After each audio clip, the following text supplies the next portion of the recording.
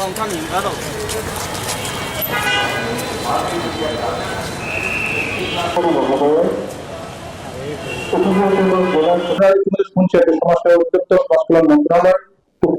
প্রতিবন্ধী ফাউন্ডেশন এই প্রতিবন্ধীর জন্য সরকারিভাবে কাজ করে যাচ্ছে। আজকে শতভাগ প্রতিবন্ধী ভাতা পাচ্ছে। আর বিশেষ করে প্রতিবন্ধী যারা শিশু আছে, আপনারা স্কুলে পাঠাবেন, তাদের শিক্ষার জন্য সরকার কিন্তু শিক্ষাবৃত্তি দিচ্ছে সমাজ কল্যাণ মন্ত্রণালয়ের মাধ্যমে, যে অন্য শিশুদের নেই। এবং যারা প্রতিবন্ধী যারা আপনারা আছেন, আপনারা যেন অবহেলিত না থাকেন। সরকার সমাজসেবা থেকে যারা সক্ষম প্রতিবন্ধী, যারা কাজ করতে পারে, তাদের জন্য সুদমুক্ত ঋণ দিচ্ছে।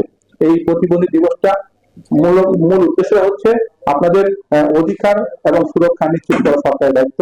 আমরা এই অধিকার নিশ্চিত করার জন্য সরকারের পাশাপাশি আমাদের যে বেসরকারি সংস্থাগুলো আছে তারাও এগিয়ে আসছে।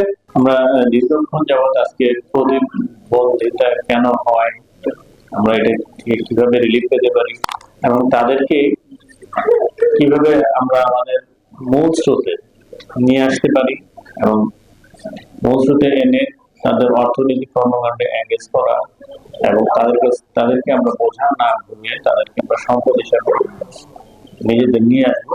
আমরা যেহেতু আমরা যেহেতু সবাই সৃষ্টির সেরা জীব, তাই না? আমরা আমাদের মধ্যে বিভেদ রাখবো না, তাদেরকে আমাদের ভাই বোন বন্ধু সব মনে করে তাদেরকে তাদের পাওনাটুকু দিব, তাদের সম্মানটুকু দিব, সেভাবে আমরা নিজেদের